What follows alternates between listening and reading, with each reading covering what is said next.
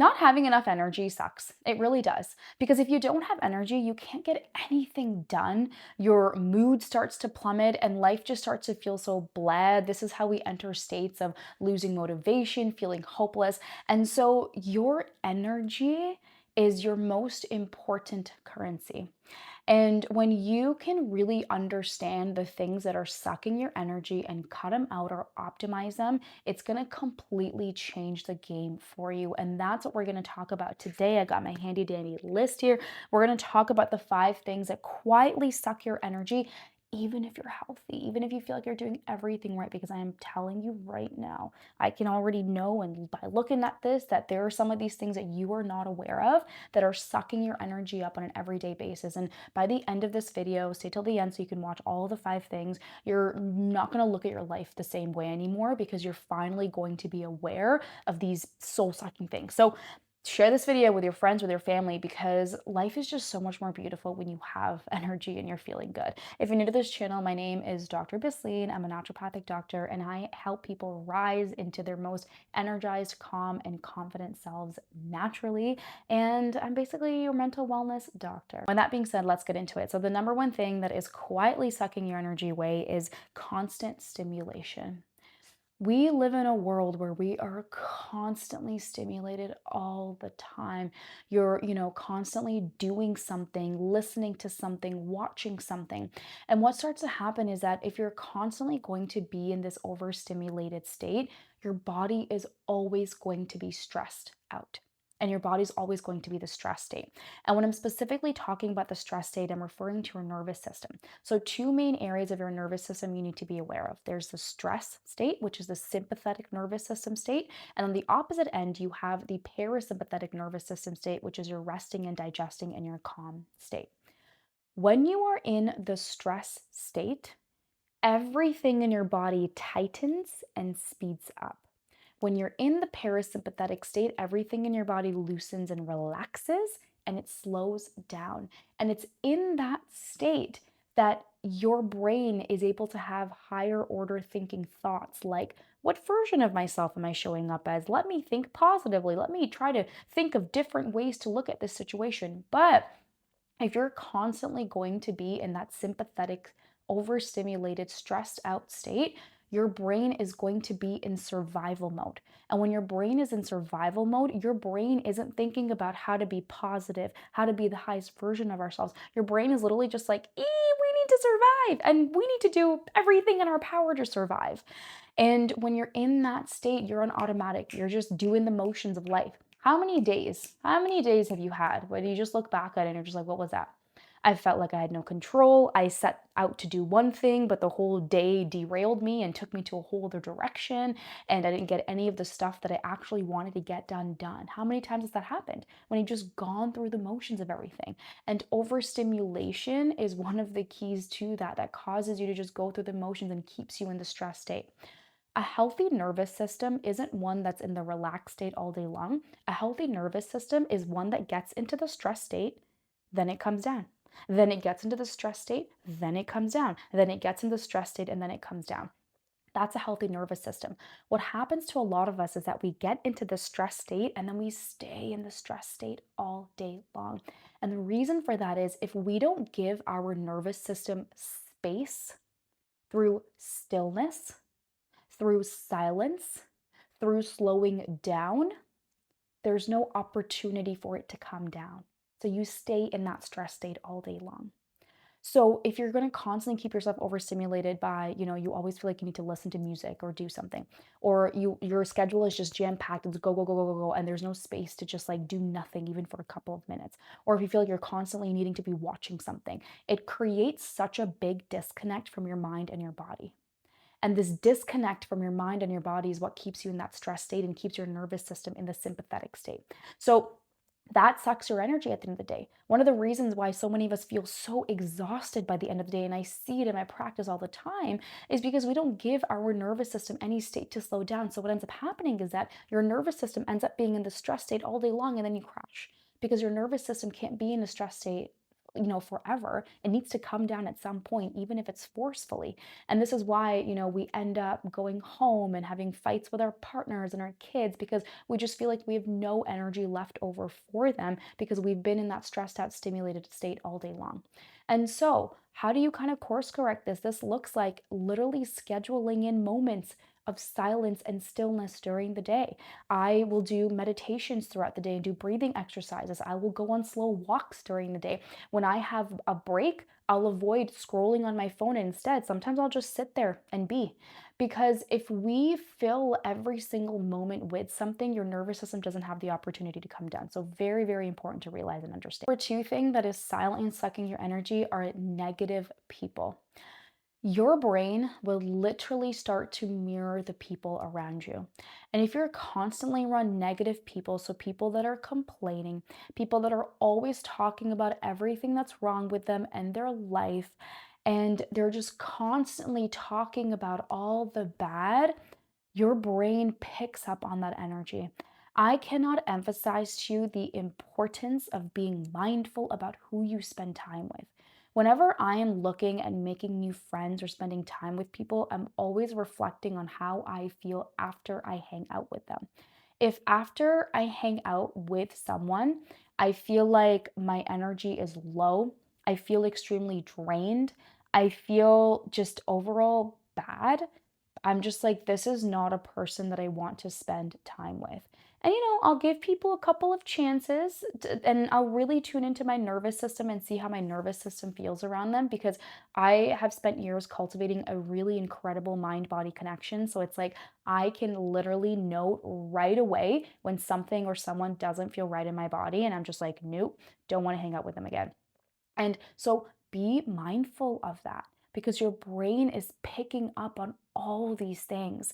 And truly, one of the fastest things and ways for you to up level, even just your energy, is being around people that are more energetic, more lively, more positive, more optimistic, because your brain and your body will literally pick up that energy. Because honestly, everything in our life is energy, anyways. Everything is energy.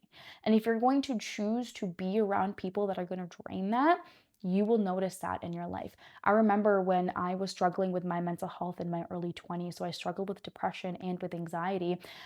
My friend circle around that time reflected that and the people I was spending the most time with. I was not spending time with people who were really positive and optimistic. I was spending a lot of time with people who were feeding into that energy and it was bringing me down even more so and I didn't even realize it versus, 10 years later now in my life, I'm so mindful about who I spend time with and make sure that the people that I'm around, they uplift me, they bring me joy and positivity in my life. And I want to make sure that when I'm done hanging out with people, I feel more energetic. And so start being aware of this. It's simple. And please don't tell people around you. Don't tell them that unless you really want to. But I haven't told anybody how my nervous system feels around them. And if I'm feeling drained or energized, I just take note and I slowly distance myself away from people who don't give me the energy that I'm looking for. I don't necessarily communicate it to them. And so be aware of this. This is your life. You have power and control over this. And so this means that you need to be aware of this. And now, say if it's someone like your partner, I think it's important you have conversations with people. I'm not saying end relationships or ghost people or cut people out, nothing like that. But start being aware. And the people that you're just like, okay, well, we're kind of together for life, have conversations with them and see what improvements can be made because the energy that you are getting from other people is having a direct impact and correlation on your own energy. Number three thing that's sucking your energy quietly without you realizing it is never taking a break.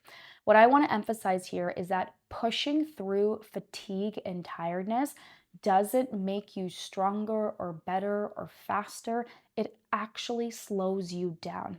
I can say this from personal experience, okay? I was the queen of working like 12, 13 hours and overstressing myself.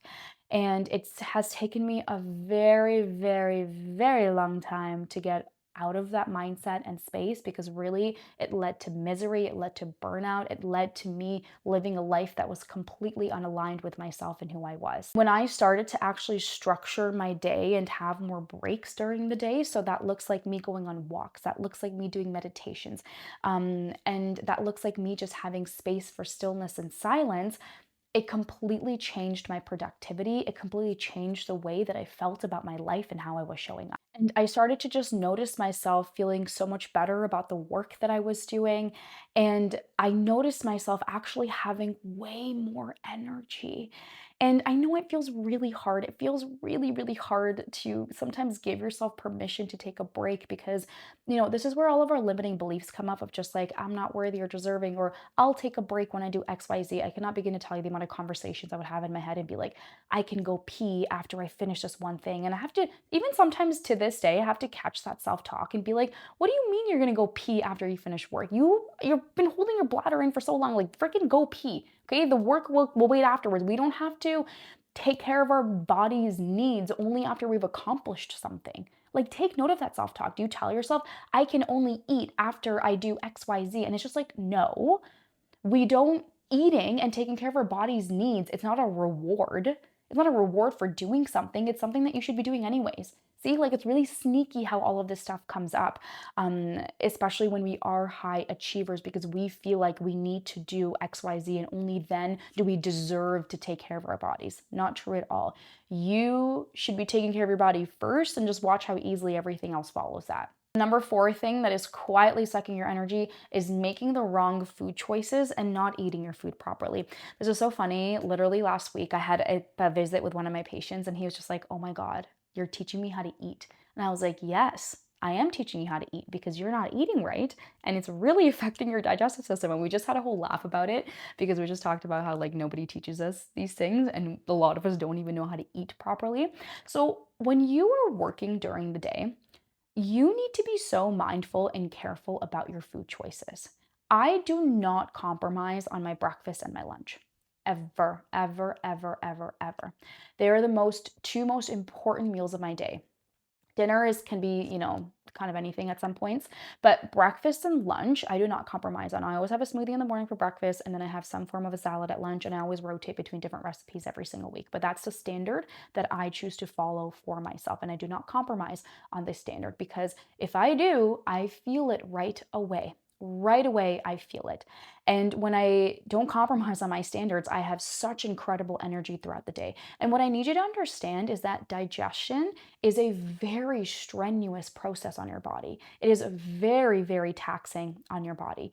And so you really need to make sure that the food choices you make during the day are going to support you having high energy and they're not going to take away from your energy. So very important to remember that. And so foods that tend to be lighter, why do you think I have smoothies and salads? Because they're light foods. I always make sure I get enough protein and I don't skimp out on the nutrients that I actually need, but they're very easy to digest foods. Now, sometimes raw fruits and vegetables aren't always the easiest to digest for people. This is where making sure you're chewing your food properly, you're not eating in a distracted environment can make a big difference because if you are not eating properly, then your stomach and your intestines have to work 100 times harder to break down the food. And so I've had patients before who they're eating the healthy foods, but they still feel slow and sluggish after they're done eating because they're eating in a distracted environment. They're not slowing down enough. They're not activating their parasympathetic nervous system response. So it's very important that you eat properly and you take your food choices extremely seriously. And an easy thing for you to do is next time you're making a food choice, is ask yourself, is this going to give me energy or take away from my energy? Is this food choice going to improve my focus, improve my productivity, and allow me to show up as the best version of myself right now while I achieve my goals today? Or is it going to take away from that? Because let's be honest, you know, you know the right food choices to make. You know, if I put two plates of food in front of you, I know that you could look at either one and tell me which one is going to increase your productivity, which one is going to improve your focus, which one's going to give you energy, and which one's going to make you feel better versus one that isn't. I know you know. The issue becomes you're not slowing down enough to be able to make powerful choices for yourself. You're just constantly in the stimulated stress state. And when you're in the stimulated stress state, you're on the go, and you're not thinking about consciously who you're showing up as. So when you start to give yourself proper breaks, when you stop being so overstimulated, you can actually make better choices for yourself and actually stick to them long term. And thing habit number 5, whatever you want to call it, that is quietly sucking your energy is sitting all day long. You are not meant to be someone who sits all day long. And I know it sucks because our world is designed to make us sit all day long. I sit so much too, and I have a standing desk, so I try to sit and stand. But you need to stop sitting all day long. Sitting all day long, it creates just stagnation, right? When you're just sitting all day long, everything tightens up. Sometimes you can't even think clearly. One of the best things that you can do is to get up and move throughout the day. And the most transformational thing that I did for myself was to get up and go on multiple walks during the day to support my mental health and well being and to get in some sort of movement. And so, truly, the best thing that you can do is to get movement and as much movement as possible during the day. When you move your body, your brain gets more blood flowing to it. Your brain releases your serotonin, your dopamine. So, if you ever are feeling slow or sluggish or just stuck, or there's a lot of emotions and stress piling up during the day, move your body, because when you move your body, it gives those emotions a place to go. Tony Robbins always says that emotions are energy in motion, and when you just sit all day and don't give that energy a place to go, it just builds up. The stress just builds up until you eventually explode, because those emotions need a place to go. And so when you can move your body, it literally restores your energy, right? Usually when we work out and after we work out, we feel pretty energetic afterwards. So the more that you can move your body, the more that you'll feel that renewed sense of energy coming up during the day. So avoid sitting down. Even if you can get up and go on like 2 to 3 10-minute walks as breaks, it's going to support your nervous system and it's going to support the health and state of your body and mind. So there you have it. These are the 5 things that are quietly draining your energy, even if you are quote unquote healthy. And if you really want personalized one-on-one support to improve your energy, like I'm talking about blood work, getting to know your body at a deeper level, use the link below to book a free discovery call with me and we can chat more about what support for you looks like.